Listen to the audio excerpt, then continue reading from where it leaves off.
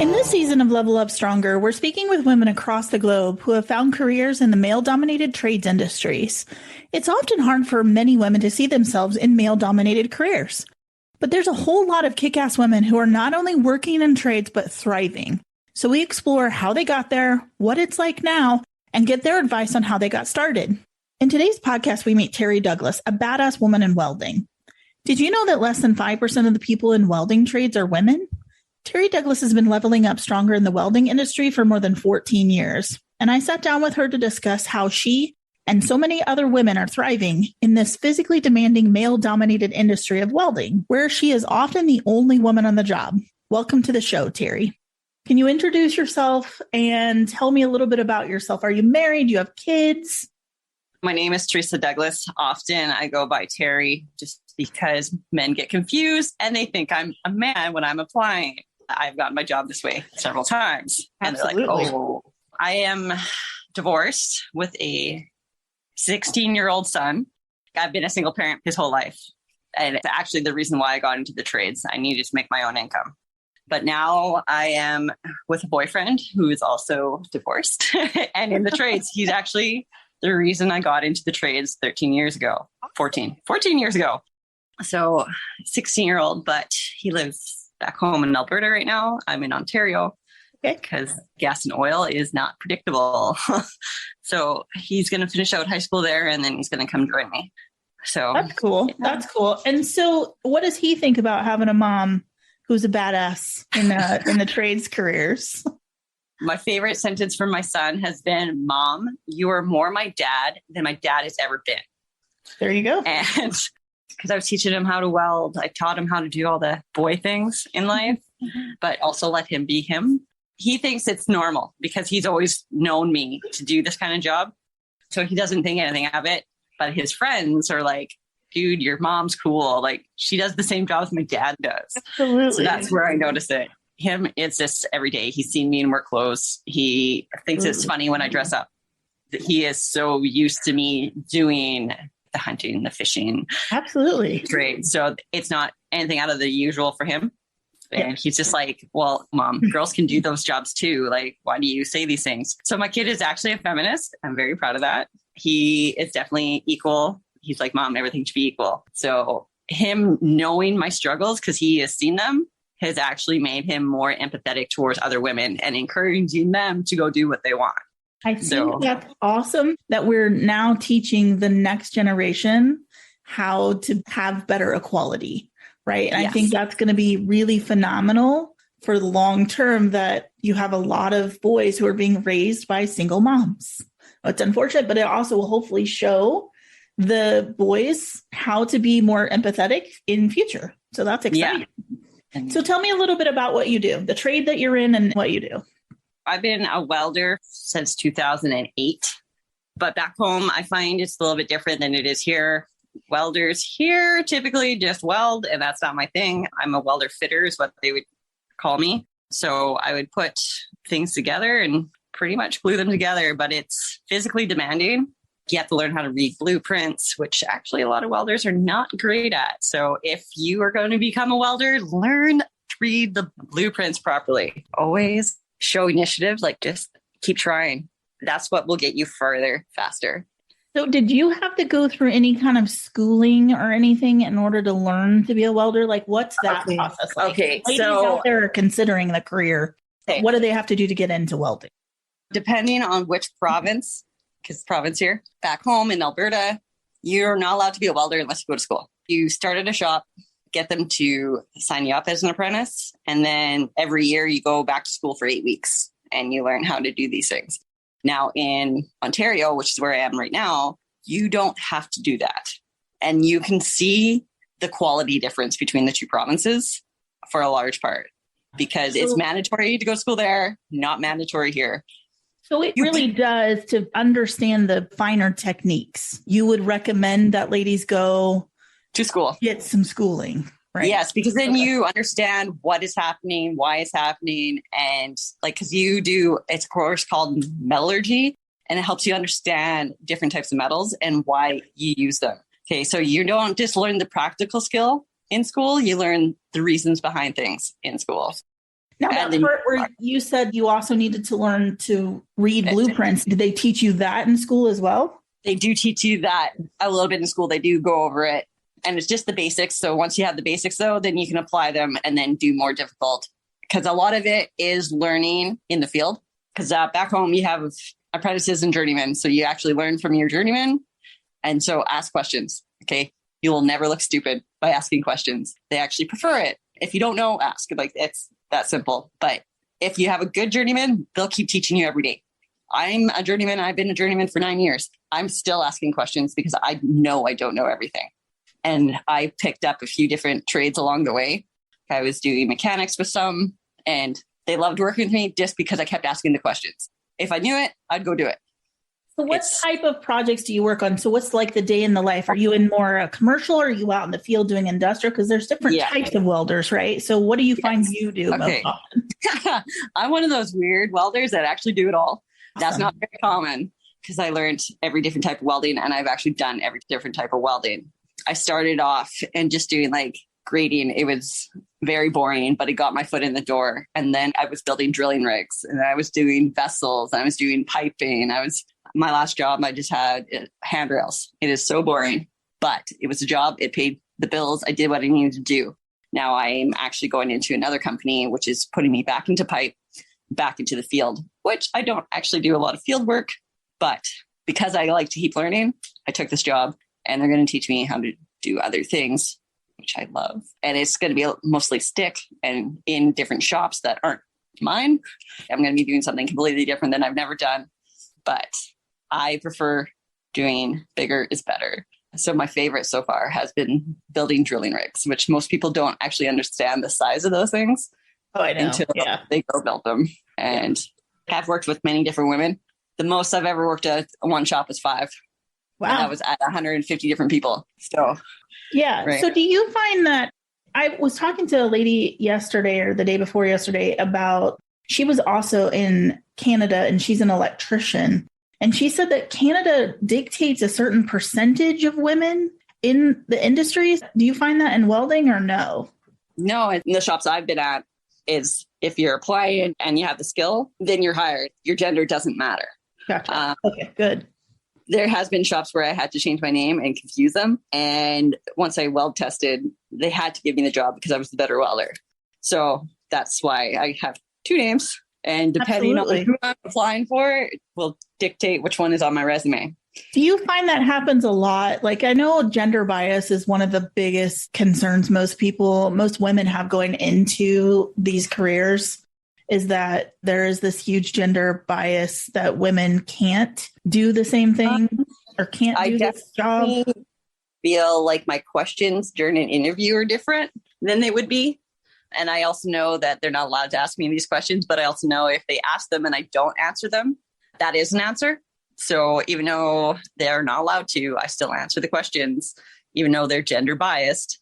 Like I found in Ontario, I've actually had a lot more callbacks than I ever did in Alberta, because just the difference, like we're booming here in Ontario right now, but they're a little more liberal. So they're a little more equal than back home. But I've only had one job that were like, oh, you're female. And they were really surprised. And then that I could weld better than the guys. Absolutely. But like I said, the question's different. Do you have kids? Now, I know men don't get asked this question. No, they don't. And it's unfortunate that the assumption is that if you have kids, that you will somehow be less attentive to work, or I don't know what exactly I actually know that is. Ask it. Yes. It is women, typically, when your kid's sick, which one of you is staying home? The woman. Yeah, absolutely. I was like a single parent, so of course it was going to be me. I was like, if I was a single dad with the kid full time, I'd be missing the same amount of time. So that doesn't really. I've been fortunate. I have a lot of companies that were very family orientated and understood. That is not very common. My other question I get is, hey, can you lift that 50 to 100 pounds? Yeah, I can. I'm like, I know you don't ask guys that, but I know you're not allowed to ask me a lot more than 50 pounds, but I can lift more than 50. But absolutely. They're like, and so I find that guys that are hiring women for the first time are very confused on what we're actually capable of. I've been in this trade for a long time compared to a lot of women. yes, I am stronger than most women. So I don't understand why you're asking me these questions, because you would be asking a guy these, but I'm going to go ahead and answer them. Do you find that companies are okay from an equality standpoint, or do you face challenges there as well with the company culture? I've had to prove myself at every shop I've been at, just because usually I am the only female. So that is a little bit different, but because I've been doing this for a while, I'm not intimidated anymore. So just if you know your stuff, just hold your head high. Your first couple of years are going to be rough, and there is no way around it. You just got to keep going. I've had some shops that were great about having me there, but I had to still prove myself first, because they're just like, oh, the other females we had didn't quite fit. And I'm like, okay, but how many guys have you let loose too? Like, how many guys didn't fit here? Yeah, the percentages don't. Yeah, I get it. Yeah. There's less of us, and not every woman is meant for that particular job. And that goes with men, but we stick out. And so I spent 8 years on one shop, and they're like, honestly, I still call them, they're my family. I'm like, man, I miss you guys. So you just got to find your right place, and not every shop is going to be for you. And that's okay. For sure. So what has been the most surprising reward to having this career that you chose? Being able to give my kid the life he deserved, regardless of what his other parent has done. Honestly, my ex-husband is an addict and an alcoholic and was never there. So being able to give my kid everything that two parents could has been honestly the best thing. I think that's the most surprising thing, is that here we have these careers that women can actually do really well in, and they pay really good. The longer you're in the career and the more you do and the more skills, I mean, we're talking really decent money, right? With very little schooling, and it's mostly on the job training. Yes. You would agree? I mean, it's some schooling, but where you learn the practical, but it's a lot of like on the job, and you can make up to a 6-figure career in Yes, welding. you can. I've done it. That's the part that's amazing to me. That why are women not taking part in these amazing careers when the earning potential is phenomenal? My reason is I didn't even consider it in high school. Like I took cosmetology, which is not my thing. It was the current boyfriend that I actually knew back then that's like, hey, have you ever thought about the trades? And I was like, I beg your pardon? It was him that opened my eyes to it, because he's like, well, why not? He's like, I've known him forever. And he was like, you've always done boy-like things. And he's like, so why not? So I started looking into the trades, and I was like, hey, well, this is what I want to do. He's like, why welding? I'm like, it's arts and crafts all day long. It's a giant glue gun. 100%. You are 100% right. I have an entire carpentry garage is full of carpentry. I love woodworking, right? And so for me, it's an extension of art. And so that's where I think women need to wrap their head around. It's not something only the boys can do. It is an extension of your creative talents. Yes. Right. Every one of the trades industries. And so I think that's really phenomenal. If you could give any advice for any women out there who are even considering this as a possibility, what would you advise them to do to get into this? Talk to people. Honestly, talk to the people that are doing it or thinking about it. Look into it. I dove head first. I literally quit my job one day and started welding. But I'm a little bit sporadic like that. But just talk to people. Honestly, they will tell you anything you want to know. They'll tell you the good stories. They'll tell you the horror stories. They'll prepare you for what you're going to get into, because you do have to develop a thicker skin, because it's still not fair out there. And a woman is going to be able to do this. But if you're able to protect yourself in a way, then by all means, give it a try. Look into it. Do a weekend course if wherever you are has an availability to show you. Absolutely. Do you feel like you need a certain mindset? Because I think it seems like it's an uphill challenge in a lot of ways for women to join what is a male-dominated industry, right?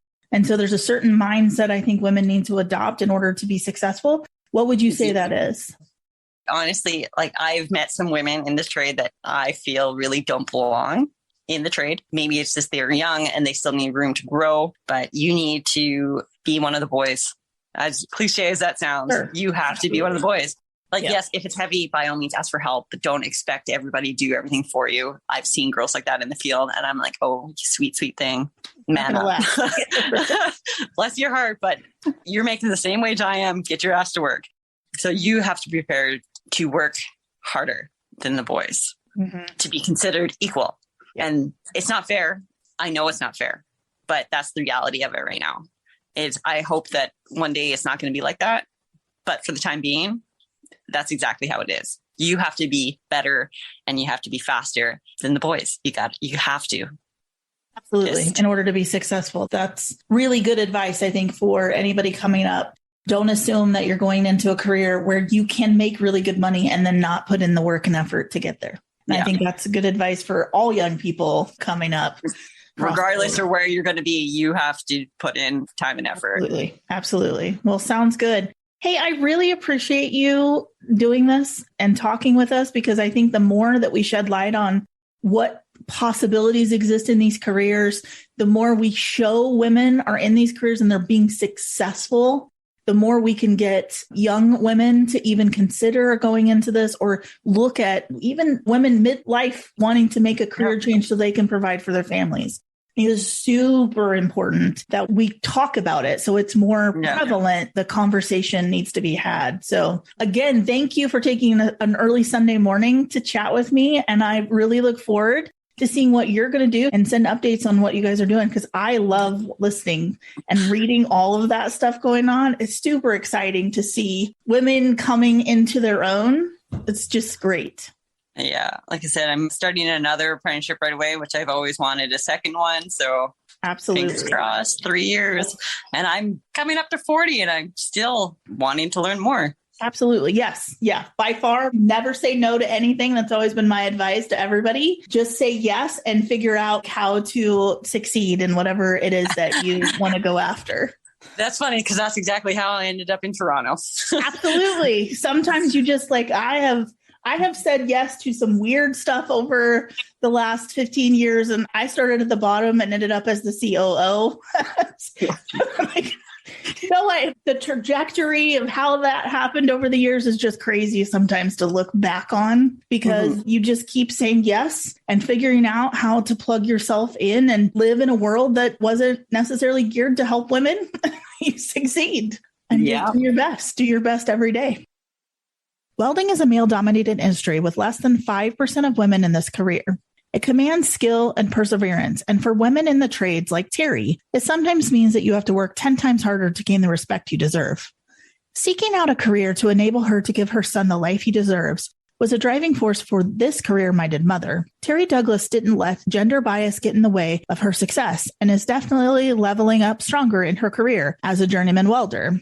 She is just one example of women thriving in the trades and making a great life for herself. And by joining us today, she's helping other females see themselves in similar paths.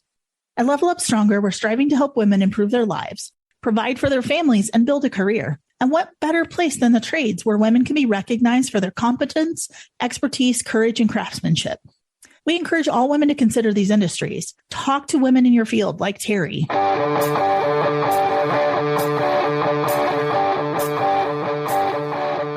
For joining us on Level Up Stronger. For references to resources mentioned in this episode and to receive updates on future podcasts, check us out on social media or at levelupstronger.com. And remember, each time we take risk, educate ourselves, and apply what we've learned to our lives, we level up stronger. Each time we level up stronger, we have the opportunity to reach back and contribute to someone else's success too.